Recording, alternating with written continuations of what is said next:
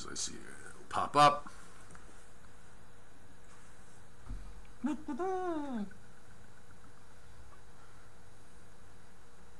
really should make a bump. No, I know we should. We will. Here we are. The Betty Davis and Joe Crawford of meteorology. We're here. Well, this is nice of you to invite me on YouTube. I'm usually with you on Joe, Facebook. Joe, you're always welcome.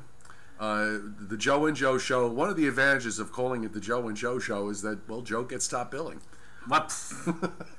If you wanted to be like Laverne and Shirley, Laverne was always at the bottom left, and Shirley was at the upper right, so you didn't know which way to look or whatever. Right. They each had a foothold. Well, we do the Brady Bunch boxes on the screen, so it's all nostalgic trip to television. Whatever. A lot going on, folks, in the short range, surprisingly enough, and I thought Joe would join us tonight so we can maybe talk about a few technical things that are happening with respect to Saturday's system, and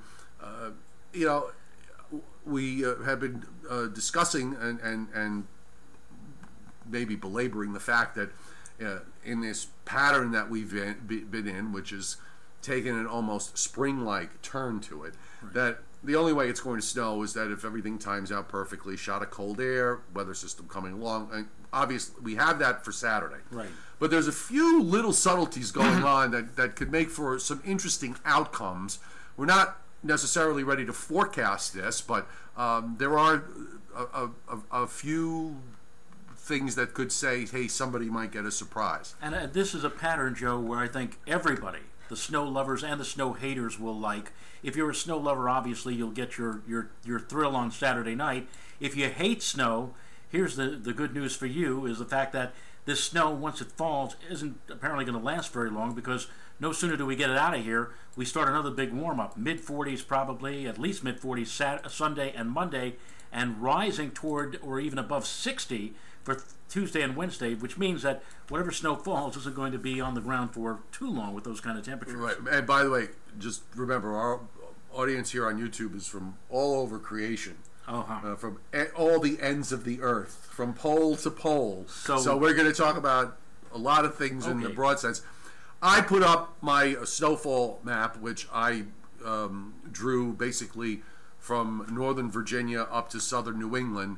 And before, I don't know if it's Tom Adams is going to ask me, but I have Boston, even though it doesn't extend that far, so I have to make a new map here, a new background, but I have Boston in a 3 to 5 inch area. So this is kind of what I came up with in terms of snow amounts, based on all the models we were looking at today, and before we saw the way the NAM has been going.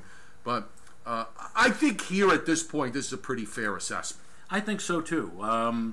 Again, if you take a consensus of the 4 main models that both of us look at each day, that would be the Canadian model, the North American or NAM model, the GFS or American model, and the, of course, European model. If you consensize all of those models, I think you generally come up with what you see on your screen there, 3 to 5 inches. Of course, we have, and I considered it an outlier, and still do to a degree, the NAM model is really going to town with this thing on Saturday night. It did late this afternoon, and the thing is, we're going to go to this in the NAM in a second. We're going to, the question is it going to keep showing up on every run? And it actually deals with a specific issue that is there, regardless of whether the model continues with this trend or not. But we'll see. But in the meantime, you can see the area of snow. This is for the coast less. I have an inch or two around New York City, an inch or two for Philadelphia, but not too far west of Philadelphia. It starts the amounts go up. But let's bring up the NAM model itself, because this is the culprit of all this. And then we'll look at some snowfall maps from elsewhere, and we'll do all sorts of things. There's no time constraint here. I run the commercial breaks when I want, so we're good.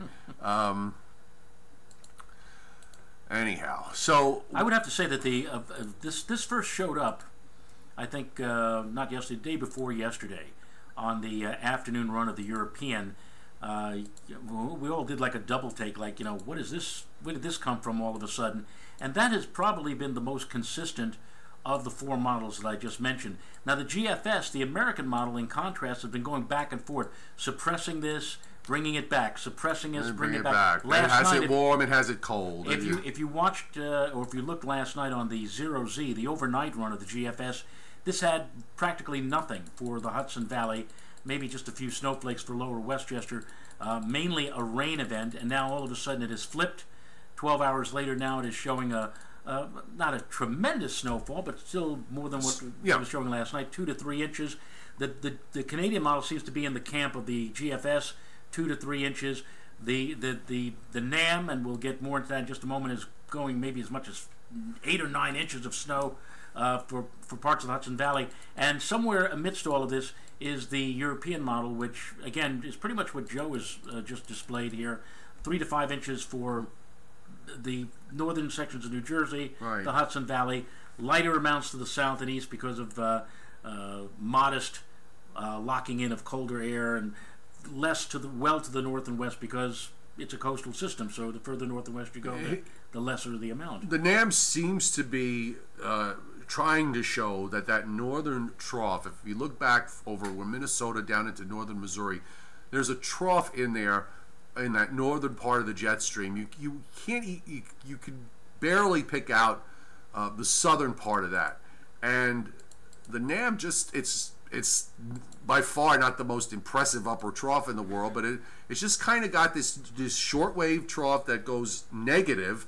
in terms of its tilt southeast to northwest and lifts up, and that's kind of a little zap of energy that it provides, and it's an aggressive amount of energy actually that the NAM is indicating. Here's the view of the surface. We're at 4 o'clock Saturday afternoon when this thing is starting to get going. Now the high moves out east of Cape Cod. That is usually a bad high position for the coastal areas of the Northeast. Some of it's trying to build back, but the thing that makes this a bit different is the fact that the surface coastal low that develops off North Carolina, which is nothing special, Saturday evening, drops. The pressure is probably around 1020 millibars. In 6 hours, that pressure drops 13 millibars, and suddenly you've got this wrapped up low sitting east of the New Jersey coast, south of Long Island. And that kind of rapid pressure fall, and the fact that the surface low, develops to the extent that it does, it pinches off any warm air that would come in off the ocean. At this point, the surface winds have all turned more northeast, and we've got this dark blue patch of heavy snow that's being indicated by the 12-kilometer NAM. I'm going to jump to I'm going to get close up.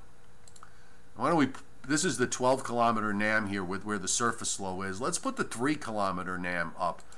And this is supposed to have a better representation, assuming it's right, of what the radar is supposed to look like. I mean, where you see that dark blue, that's got to be snow that's falling at a couple of inches an hour. It's a brief burst, but you get that for a couple of hours over one spot, and you're going to get a quick 2, 3, 4 inches out of this. We're talking about visibilities in that particular dark blue zone of maybe anywhere from 1/2 to 1/4 of a mile.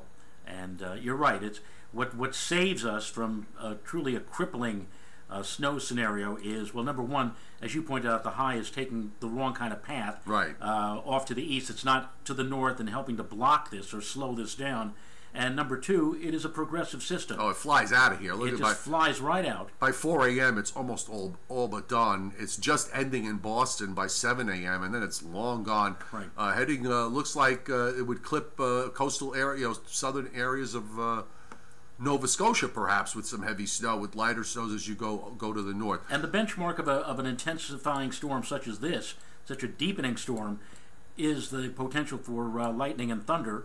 And we could very well see in parts of the tri-state area with this system on Saturday night some flashes of lightning, some rumbles of thunder snow, and again, that coming with a burst of sudden heavy precipitation, heavy snowfall. So all of this wrapped into a relatively tight, small package. Again, this isn't going to last out the entire night Saturday night, but for a while, late Saturday night to the wee hours of Sunday morning, it could get rather interesting. This is the kind of an event that when I was a very young boy, this really drew me into weather, into forecasting, and getting excited about meteorology, was systems like this, things that happened literally from moment to moment. Right. I'm trying to find. I lost that. We were trying to get. I wanted to put that. We were talking about the. The NC. The MSET page. Let me try it again. So I'm going to try and bring this up because I want you to explain. What would happen in a situation like this. Well, basically, Joe is going to bring up a map, and it shows the omega field. And think of the omega field as the area of atmospheric energy. It shows up as areas of circular or elliptical contours, and the more contours there are, the more energy is being expended by a developing storm system. Back in the old days, when Joe and I went back to the time of a model we call the limited fine mesh, the LFM, that model showed vertical velocity, which I guess was similar in depiction to the omega, but the omega field is obviously being depicted on these maps a little bit more well defined. Anyway, when you see like a 3 or 4 contour cutoff of omega energy, that's a pretty intense system, or leaning toward a pretty intense system. What we're seeing here on the NAM, this is not any of the other models, but just solely on the NAM. The NAM is forecasting an incredible, literally an explosion of energy that takes place over a time frame of only about 6 hours, from 7 p.m. on Saturday evening to 1 a.m. on Sunday. By 1 a.m., this thing is a bomb. I'm an old-fashioned guy. I still like the term bombogenesis, but now the new branding is bomb cyclone. And this is, I guess, in miniature. I'm bringing up the omega field now, so I in finally miniature, got it out this here. looks like a bomb cyclone. You could see on your screen already. Look at that. But let's be clear though. When we're saying a bomb cyclone, we are talking about something on a much smaller scale than what we saw. Exactly. Exactly. As I said, in miniature, and you could see. Look at all those contour lines. I mean, there's like 9 or 10 contour lines. And 6 hours earlier, I'm not going to ask you to go back 6 hours. Take my word for it. There are only like 2 or 3 contour lines. It has become that wrapped up in a matter of 6 hours. Now, if you take this at face value, this thing is just going to literally explode during the first half of Saturday night, and things are going to be, as I noted just a few moments ago, happening literally moment to moment.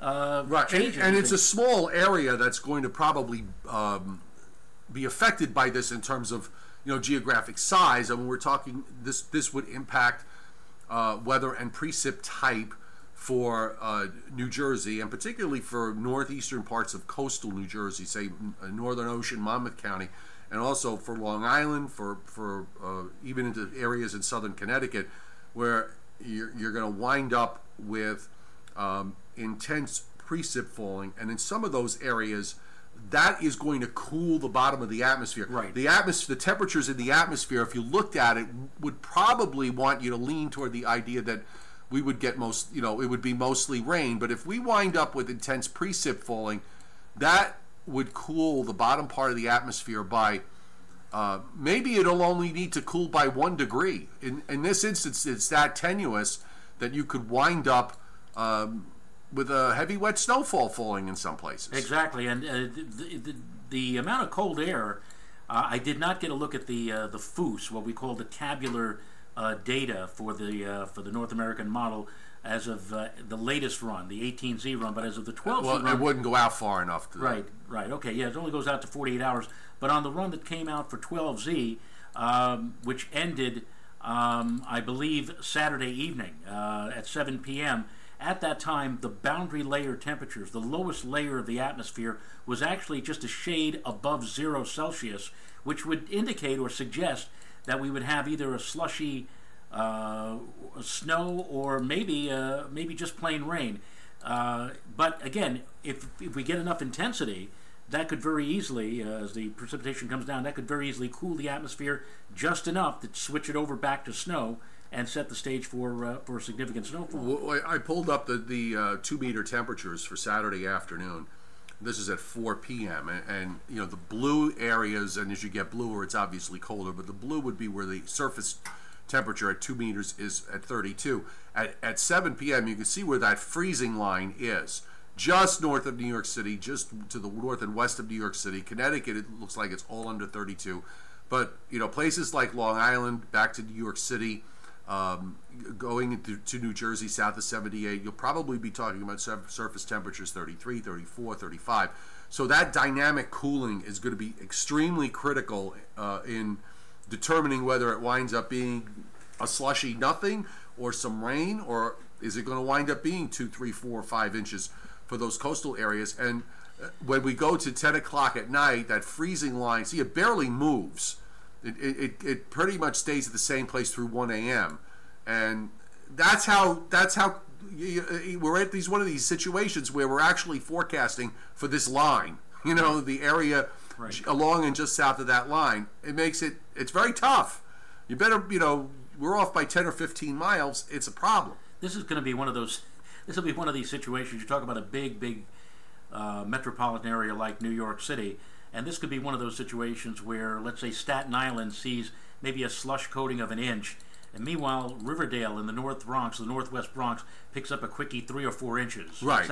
It's that type of a scenario that we're looking at, again, for Saturday night. Now, we are, as you said earlier, we're at the time of year where snow melts.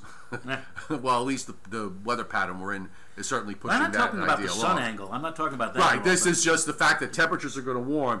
And I'll bring up this is the GFS for Monday, which has 40s and 50s up into New England, and then we go to Tuesday, and we're talking 60s all the way up into Maine, into Massachusetts, upstate New York, over New Jersey, down through Pennsylvania. We've got 70s into Virginia. You can see where all the cold air is back through the plains. So this is a pretty significant warm-up that we're having on Tuesday, and on Wednesday there's a weather front that's pushing, but you can see 70s. There's a 70, looks like a 73 is printed out on this, and there's a 60 up in North Jersey, but it could be every bit of upper mid-60s to low 70s here on Wednesday as well. See, this is kind of like the flip version of what we had last February. Last February, we started out with extremely warm temperatures, and then we fell into a near blizzard-like pattern on the 9th of February, the 8th and 9th.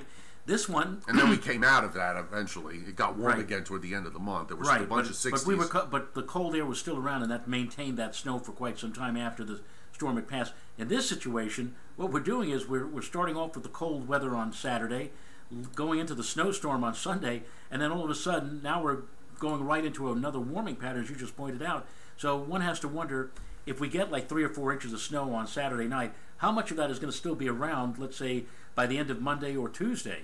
With all of this warm air coming back, it's gone.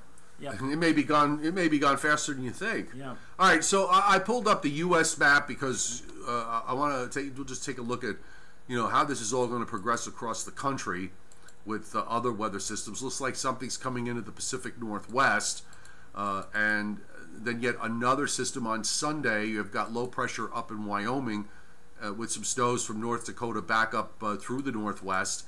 And that low kind of runs up and weakens a bit as it heads to the lakes. You got lower pressures dropping down into Colorado. I don't know. Has it rained in Amarillo? I haven't checked. I don't. Maybe not have. How many hundred? I think they must be up to like 115 now. I got to find out. But you can see where all the energy with these storms tracking well to our west up into the western lakes. So it's no surprise that it's getting warm here in the east, and it's basically cold across the northern plains and on up through the northern Rockies in this pattern. And then eventually you wind up getting the front to go by toward the end of next week, and it turns cooler but not especially cold. There's some suggestion that maybe some cold air tries to get in here next weekend or beyond, but I'm kind of having some trouble trying to figure out where this is all going in the long range. Yeah, and again, this was something, what we're looking at Saturday night, this was something that, well, we did a discussion on your Facebook page on Tuesday, I believe, before this even came in, or Monday. Monday we were actually sitting here lamenting for all of the snow lovers the fact that, it's going to turn warm and you might as well just take a sabbatical for the next 2 weeks, and all of a sudden, boom, in the middle of this spell of incredibly warm weather, boom, we've got this pattern coming up for Saturday night. So It's weird. It really is. Yeah, we're going to look at the upper air for the long range because we've been talking about the fact that we are going to see this finally for the first time since November. You know, we've been talking about the absence of the North Atlantic Oscillation or the Greenland block, and when you pull up the teleconnections from today, what has become obvious, at least this is off the 0Z run from last night on the ensembles, but that NAO is crashing to neutral around February 21st, so Tuesday, Wednesday of next week, at the point that we're as warm as we're going to be, and then it goes almost off the wall negative down to almost minus 400 on the reading, all the way you know, as we go in toward the end of the month and the beginning of March. So there's going to be some blocking somewhere. All of this, by the way, I have never seen a PNA on the Pacific North America Index. The reading here is minus 600. I have never seen it that negative.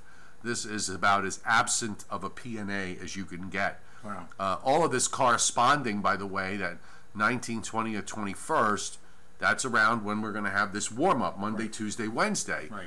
You know, our friend the EPO, which has been negative most of the winter, is negative, but it's having no impact. The negative nature of the PNA, in other words, the Pacific North America Index would measure how strong the ridge is in the west, which usually favors colder weather in the east and stormier weather in the east. It's as opposite as you can get here, so this is really, I think, the big driver. It's so negative and so off the wall, right. that it's wreaking havoc on the atmosphere. Deep trough out in the west. We'll bring the map back up here. It's kind of like, here's a stupid analogy, but it's kind of like in one of those Rocky movies where, you know, Sylvester Stallone is staying in the middle of the ring, and here's Apollo Creed hitting him with blows that normally would knock out most men, and like Rocky's just standing there saying, "Come on, hit me again, hit me again." Yeah. It's not doing anything. And well, this is basically the meteorological version of that. The big ridge in the Gulf of Alaska just is sitting there. This is at 140 west. It's in the wrong place. Yeah. Okay, just basically it's in the wrong place. You got a deep trough that's in the west. You've got this ridge in the east, which gradually gets flattened out. Now, over time, so now this is where we are now, by the way. So that ridge in the west, when we get to the middle of next week, you can see how deep the trough is, how strong the ridge is up in the Gulf of Alaska, how strong the ridge is up off the southeast coast. The computer's running out of ways to depict red. It's going into deep purple now. Deep purple. Now, the key, I think the pattern going forward as far as winter weather in the east coming back to some degree, is the fact that you got to get rid of this ridge in the Gulf of Alaska. And that is something that the models have been having a difficult time with. It tries. You can see here, this is now, we're at February 24th. Up near Greenland, there's a blocking high that's between Europe and Greenland that keeps trying to push in. But unlike yesterday, the block never really pushes into eastern Canada. All right. So, but this is one of those day-to-day model run variations. We don't know if this is where it's going to be, or, you know, is it going to come back? If you guys that have been with me, my regular audience that's been with me back in November when we were watching the blocking that developed in mid-November, it was frustrating with the models on a day-to-day basis because every day, every run would handle the upper high completely different. Right. Right. And here, Joe, you know, even though we're out now at day 12, 13, you still have this deep troughing that's running from an upper low that's sitting over eastern Russia, easternmost Russia and Siberia. It just extends across Alaska and down the west coast. Right. This is problematic.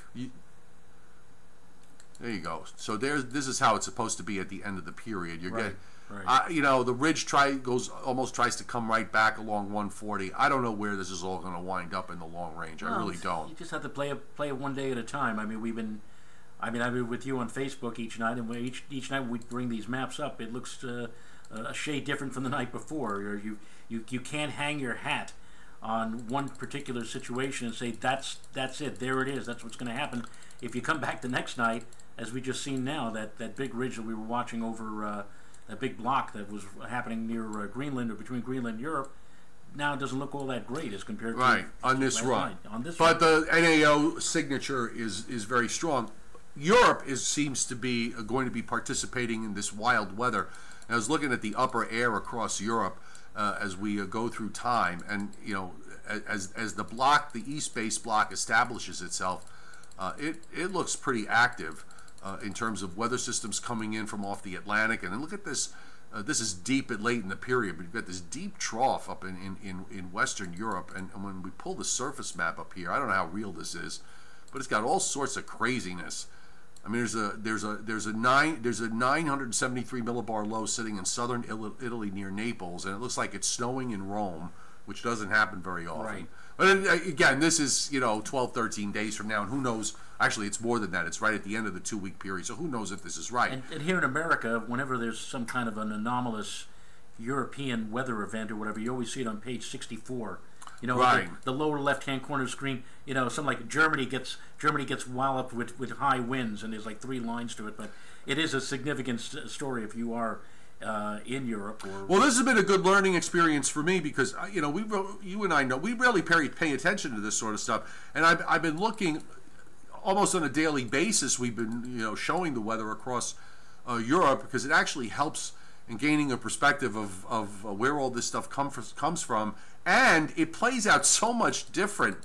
There are all sorts of weird ways these systems move. This one's dropping straight south into the Mediterranean Sea, then it kind of sits there for a while, and then you get these huge storms that come into the Atlantic, and sometimes they come in and they get close to Ireland and England, and then they shoot up north and turn northwestward into Greenland. There's one late in the period. I want you to watch this. But take a look at this low. I'm going to see if this is at the time frame. There's going to be a low that's going to come out of Africa and move northeast. Right here. You see that? I think that's the one, the 992 low. It's going to move northeast and then turn north and northwest. Maybe it's not that one. Maybe it's the next one. It's one of these. Or maybe it was that one. But that's just kind of, we don't pay attention to this sort of stuff. Look at this, got snow, a lot of snow up in Spain, moves into the Mediterranean Sea, and then on up in through into Russia. Then you got this other low that crosses over, brings snow to France, and here's that animal storm that it has over Italy. Very interesting watching the developments here and how things play out in Europe. They seem to be the benefit for winter weather. They're probably going to, that east-based block is going to make things cold for them. Now, what happens here is going to be anyone's guess. So I guess we can just sort of kick the can down the road and defer to another day. Yeah, well, tomorrow night will certainly be the night when we'll have to commit to something. And all I can say is if the NAM continues on this pattern, and if any one of the other models suddenly decides to join in, it could very well turn out to be a rock'em sock'em Saturday night from a meteorological point of view. Joyce Mack wants us to do a short duet at closing time. All right, well we could do one. We'll think of something. We could do overture. I'll leave this up to you. All right. It's your YouTube channel, so. Let's see. Joshua Pan is wondering whether all 8 of the snowiest single days at Dulles have been on a Friday or a weekend. Is this just a huge coincidence? Yes, it is a coincidence. It's just like the fact that I think this year most of our snows, except for the blizzard, I think most of them have come. Haven't they all come at night? Or most of them have come at night? It seems to have been that case, yeah. Yeah. Nothing I love better than to wake up at 4:30 in the morning, look out the window, and see my driveway covered. And you did the other day. Like I did the other day. Well, it was covered, but it wasn't with snow. It was a little ice out there. I'm trying to see if you guys have left some questions here. I'm running back. I know Gary Vestos is Garo Vestos is he's up in Passaic County, and in New Jersey, and virtually every storm that we've had has underperformed. Danielo Yakubov, the GFS has done horrible. I wonder why it's so glorified by so many people. Well, you know what? It has had its moments this winter at times where it's done well. There's been no consistency, I think, in any of the models. They've all had their moments in the sun, and I think they have also, some of them have grossly underperformed. I think the European has just not done well this winter at all, at least up here. It might be different for other geographic locations, but up here, I just don't think it's done very well. You know, I think sometimes when they try to tweak a model or they try to improve a model, you know, the old saying, you know, if it's not broke, don't fix it, and maybe that might be the same with some of the guidance models. Maybe they're saying if we just change an equation here or there, it might be just a little bit better. And you know, you're right. I think the GFS has done terribly this whole winter. Even worse than the European. Earl Warren says your hair's turned snow colored from the storms. No, my hair turned snow colored after I had my first kid. That's yes. Children will do that to you. I believe the name. Who wrote that? Adam Keston, I don't forecast on tri-state weather. I do occasionally comment on there. I'm friends with Adam, so I do comment from time to time. But no, I'm not forecasting over there. That's Adam's site, not mine. You can bet your boots that either tomorrow night or for lunch on Saturday, Adam is going to have spaghetti with meatballs. Lots of meatballs. Yes. The lion-lamb argument, Joyce Mack, I'm going for, if it's going to be lamb, let it be leg of. Cooked in a glorious 350-degree oven, seasoned with rosemary and sage and a little extra virgin olive oil. That works for me. And it can snow with temperatures above 32. I've seen it snow with temperatures in the mid-40s, but as far as accumulating snow is concerned, you know, if you're under 34, 33, if it snows hard enough, it will stick. And you know, you get into like the low and mid-40s, you'll see some of the biggest. You'll see doily-sized snowflakes when you have temperatures. Oh yeah, the water content is huge. Yeah. Marquise, he loves my long videos. We're at 32 minutes and counting. I think the record. Delvin knows what the record is. I think it's 73 minutes. 73 minutes? I yapped for 73 minutes. Can you imagine? And I held my audience too, which is even more amazing. Let's see. That's longer than the Tonight Show or Colbert. and they need to have commercial breaks. At less pay. And less pay. Okay, so you guys don't have too many questions tonight. Usually you're loaded with questions, but not. Okay, Crystal A points out Amarillo has had a trace of precip, a trace on February 10th. That's it. So that streak of no measurable precip continues over there. So it's got to be. Let me see if I can pull up their website real quick. It is also a blizzard warning up in a small. Oh, a ground blizzard. Oh, well. Whoa. This is up in Montana. Looks like not somewhere west of Cutbank. That's exciting. One whole county. Yeah. Of course, in Montana, a whole county is about the size of the state of Rhode Island, so or even bigger. Let me see. Amarillo. They were headlining it on their page, but they took the headline off. I wish they would put that back up. I guess not. That whole area, they're not going to tell us. The southern plains, that whole, and it's a big area. I mean, I remember when we got into the beginning of the winter, the end of the fall, beginning of the winter. I looked at a map of the United States. It was the Palmer Index, which gives you an idea of drought conditions. And I said to myself, my goodness, it looks like virtually the entire United States is almost drought-free. And thinking back to just a year or two ago, the severe drought that was over Southern California. And now, here we are more than halfway through the winter season, and the Southern Plains, that whole huge area down there, Texas, Oklahoma, on into the deep South, in the midst of a rather moderate drought, which, if they don't get any precipitation soon, because you're not going to see all that much precipitation when you get into the spring and summer down there, they're going to be the ones that are going to be in a severe drought situation. We'll be hearing about that into the spring and summer of 2018. Here's my map again. I brought it back up. This is the map of what I'm forecasting for. This is an area that the vast majority of my Facebook audience is, and my website audience is in, covering from southern New England down into Maryland, and northeastern Virginia, but the main concentration is eastern Pennsylvania, New Jersey, Long Island especially. What blows my mind is down in the lower left-hand part of the screen there on I your put map. a hole. You got I put a hole. No, you have like 3 to 5 inches Right. down there, and in a couple of days after that, they may be close to 70 degrees. It's gone. It's gone. Yeah, I put a hole, a space here. Instead of connecting the 3 to 5, I put a 2 to 3 in between. Mainly because I have the ability of forecasting the exact number of snowflakes that are going to fall, you know, over 1 square foot.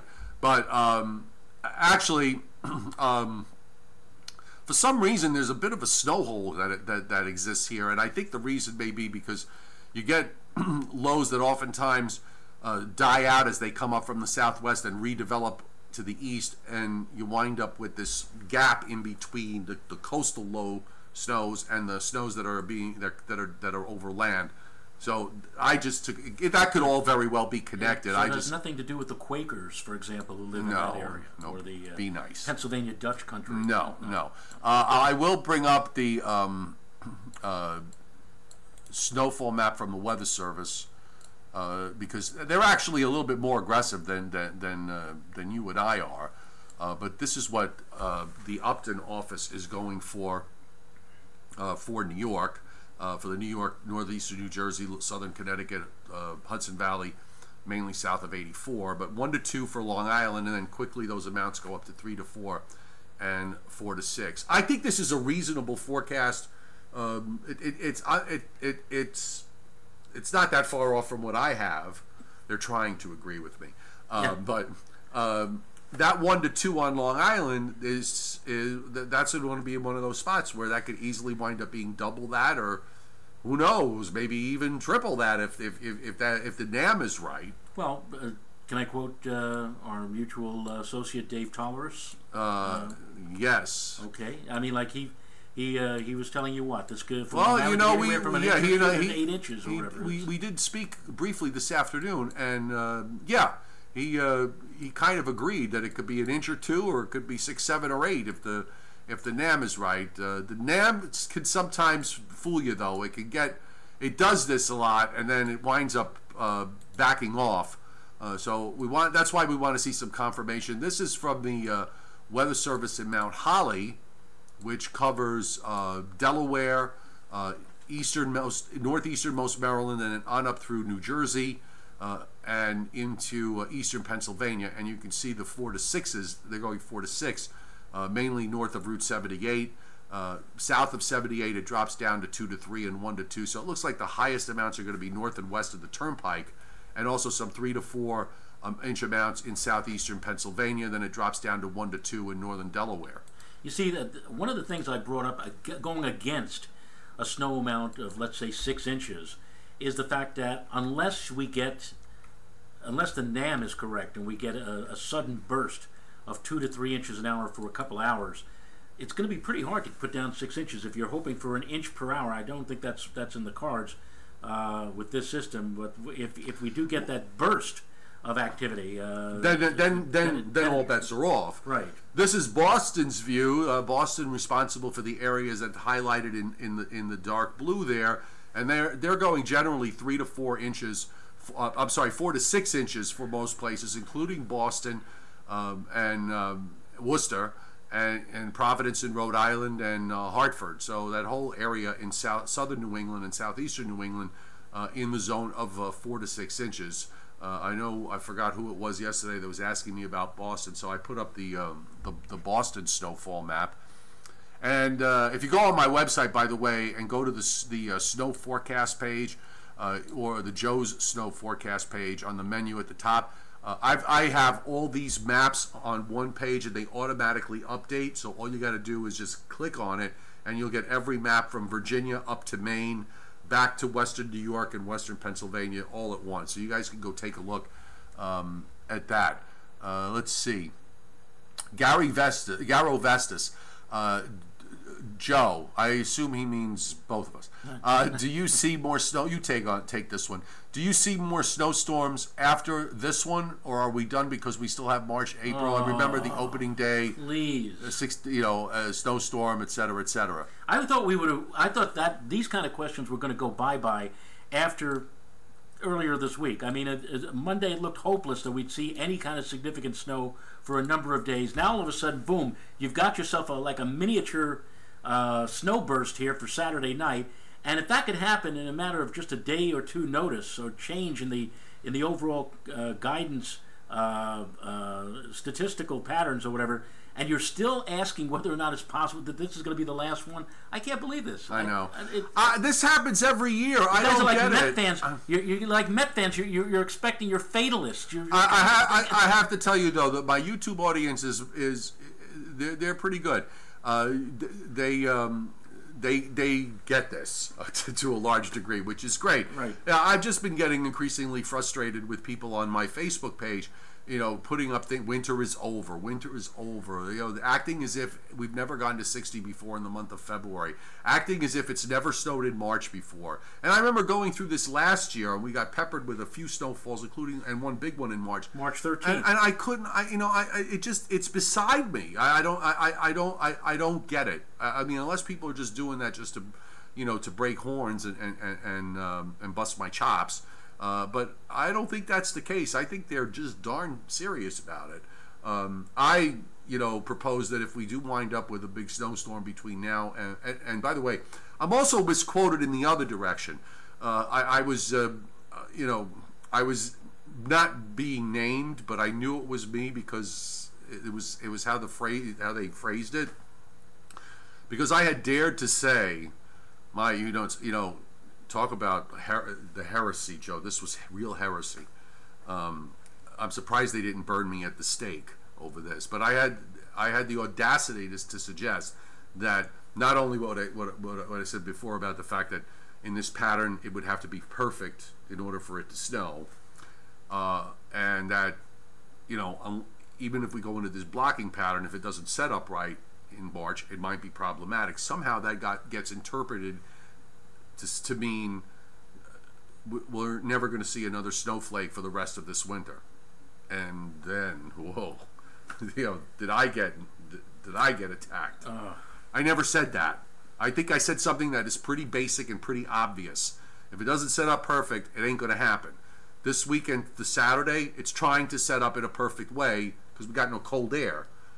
And this is the best you can do. You would think that there would be people out there who would be happy about this. The people who want snow, the people who would like to see some wintry weather, you think they'd be happy, and instead it almost seems like that what they're doing is they're looking at this and saying, this is going to be the last time. I don't know how I'm going to be able to enjoy this. We're going into March now. We're never going to see this again. It's crazy. By the way, on the banner on my YouTube page, folks, there were links to Facebook, the website, Google Plus, Twitter, so you can have at it. It's easy. It's meteorologistjoecioffi.com, so you can go there and check out all the latest posts. There's all sorts of stuff there that you can have fun with. Is it too early to play up your next public appearance next week? I'm going to be in New York City. I'm going to be in Queens in Floral Park at the Floral Park Library on Tuesday at 7 o'clock. So head out to Floral Park and at 7 p.m. and we'll talk winter weather and what's happened so far and what we might expect over the next couple of weeks, or at least I'll try to do that. These things last about an hour and a half, and they're they wind up being very informative. The audience gets involved, and we have a lot of fun. So do come out. The Floral Park Library in Floral Park, Queens. Damanjit Singh, does the polar vortex dividing allow a blocking high to form over Greenland and allow the cold air to spill south and allow lows to travel up the east coast? Okay. Does this have anything to do with the stratospheric warming event? And, yes, which is already, it's all split and everything else. But like anything with these things, you got to have your troughs and your ridges set up in the right place. And right now, it is not looking like that's going to happen. At least, from the picture that we were painted today, it's pretty grim. The problem is that the split in the vortex, the split vortex is going into Western Canada and not in Eastern Canada. So that is driving the flow above 5,000 feet from the southwestern part of the United States, as opposed to driving it down from Greenland. You got to get that blocking high, that east base block, to move westward, which is what the models were doing for the last 5 or 6 days. It may go back to that. We'll see. And last year, one of the reasons why we had such a warm January and February last year was that there was an unusual pool of chilly water that was located just to the west of British Columbia and south of Alaska, and they said that that was helping to divert the jet stream to cause the flow that we had, which was unseasonably mild. I haven't read anything lately in the bulletins or journals about something along those same lines, but it certainly has been a lot different. At least January and December were a lot different as opposed to just a year ago. So, Seth Jordan, what do you think the odds would be for New Jersey and Long Island to get mostly snow and not rain? New Jersey is a big place, so I'm thinking you're referring to coastal New Jersey and Long Island. You tackle that. Well, as we said before, a lot is going to be dependent upon just how intense this system that's going to be developing on Saturday night gets. If it can cut off the warm air advection fast enough, because the flow is going to start the day on Saturday generally is going to start with a south-southeasterly wind, which is bad news if you like snow or want snow. But now here comes this storm. If it develops fast enough and quick enough, what it will do is it will literally cut off any warm air advection from the ocean and turn those winds into the east and then northeast, which is a cold weather wind direction, which would hopefully, for you snow lovers, maintain the temperatures at or below the 32-degree mark or 0 Celsius mark to allow for it to snow. Right. And that could happen for coastal New Jersey and also for coastal Long Island. Right, that rapidly developing surface low effectively pinches off all the warm air coming in from off the ocean and turns that wind, as you described. It turns the wind from east to northeast to north-northeast, and add to that the intensity of the precip along those coastal areas, if the NAM is correct, will cause the bottom part of the atmosphere to cool by as little as a critical 1 degree. That may be all that it would need to cool that bottom of the atmosphere down in order to cause a heavy wet snow. Liam Wallace says the Joe and Joe Show, easily the best informative weather show out there. You guys are great. Thank you very much, Liam. You're very kind to say that. Joe and I, we go back 40 years. Why do you say that? You make me feel old now. I'm sorry. It's not a question of making you feel old or me feel old.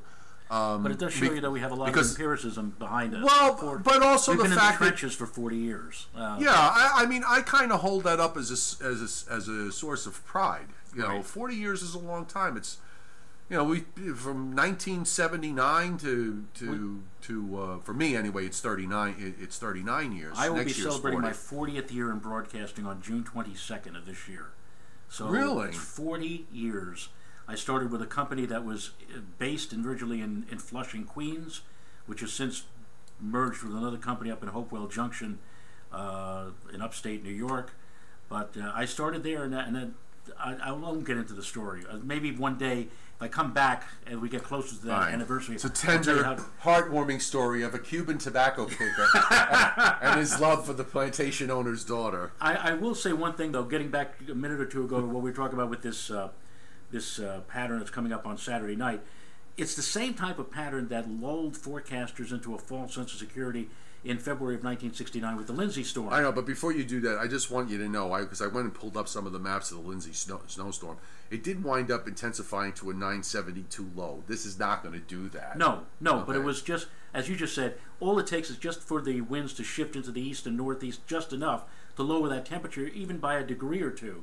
And the forecast for that storm was basically snow initially, changing over to rain. It was supposed to be a rainy day that day, that Sunday, the 9th of February, 1969. The forecasters, and I don't think they had any kind of computer technology back then. No, they did everything by hand. And they basically, they were looking at the maps and their forecast and say, look, the high is moving off in the wrong direction. We're in a southeasterly flow. Here comes this next system. It's going to be mostly rain. And what happened? The storm intensified more than what they had thought.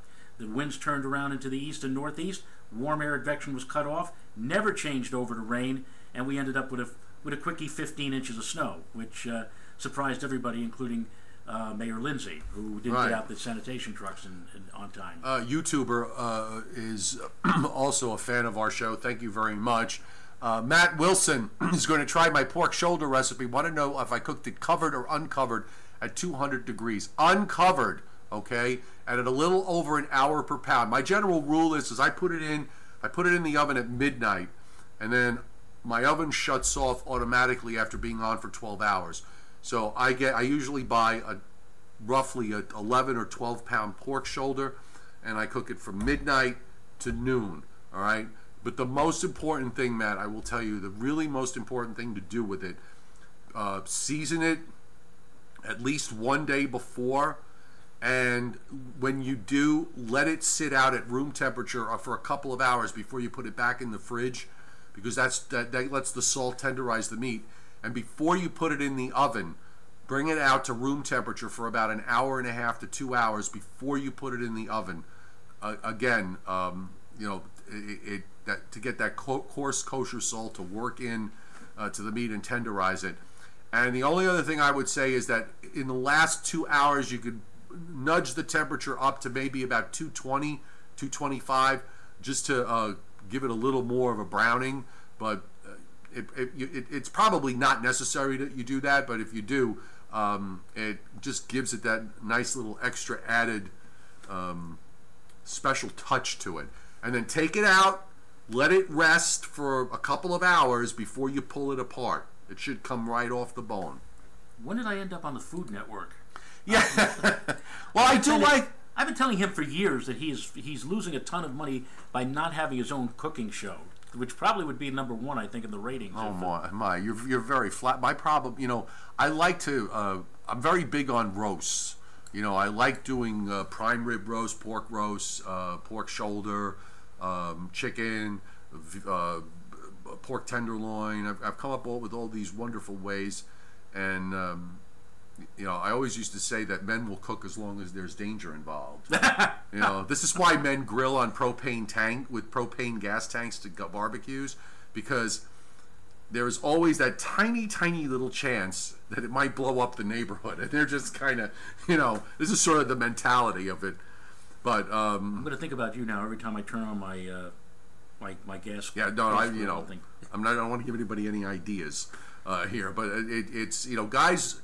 I've learned over the years, talking with guys, especially, that they're almost afraid of it. They're almost afraid of cooking in general, and it's actually not only relatively easy, but I got to tell you, it is such a source of relaxation for me. Oh yeah. When you're cooking, or even when I watch cooking shows, sometimes it's like they're so relaxing. I don't understand why, but they are. And when I'm prepping food and prepping something for the oven, that's all I'm thinking about. Whatever's going on in my life, whatever's short-term problems that I have, they just kind of disappear during that time, because all I'm thinking about is, okay, how can I make this come out right? Let me make sure I got the right seasonings. Let me make sure I got the right temperature settings. The curry butter, which is very important. It's the best butter on earth. It's wonderful. I don't know. Did you cook? No. No, please. My wife says stay away from the Really? kitchen. I don't really. I know how to make oatmeal. One of these days, I haven't really gotten into baking, and I come from a family where there were a number of bakers, and so one of these days that might be my next step, to try to make an apple pie from scratch or something like that. Right. I always Now, in contrast to my lack of any kind of cooking methodologies or whatever, my wife is so domesticated. I mean, she'll just make an apple pie on the fly, or make a batch of cookies. And she is a wonderful cook. She's German, and she introduced me to a lot of German delicacies when we got married. I knew nothing about Käserüppchen, which is kind of like a German pork chop, I guess you could say. It's delicious, delectable, sauerbraten and all that other stuff. And I'm Italian, so as am I. it's Actually, I found out I'm only 59% Italian, but that's You know, I did one of those Are you ancestry 12% things. Norse or Viking or I whatever? am 2% Scandinavian. Scandinavian. Okay, and then I'm just scattered all over creation with everything else. But we won't get into that now. All right, you know what? Let's call it a night. Not going to hit Delvin's record of 73, but we're at almost 55 minutes, and that's good. Now, if you haven't had enough, and it's quite possible that you could just never get enough of the both of us, we will be back on at 9:15 on Facebook on my Facebook page, meteorologist Joe Cioffi. So you can tune in, and we'll have the new NAM coming out, so we'll be live streaming the NAM. It's the most exciting thing to happen since, I don't know. I mean, can you think of anything more exciting than live streaming the NAM? Well, if it's as active or maybe even more energetic than what we've already seen to date, we'll both be reeling our tongues in by about 9:45 tonight. But we'll see what happens. And it's almost like AM and FM. Was this AM or FM tonight? This is FM, I guess. Yes. And we'll be on the AM now on Facebook. Right. A little bit later, around 9. So, do we close out with a Bugs Bunny tune? What, you want to do Overture? Sure. Dawn the lights. This is it. The night of nights. No more rehearsing or nursing apart. We know every part by heart. Overture. Dawn the lights. This is it. We'll hit the heights. And oh, what heights we'll hit. On with the show. This is it. Good night.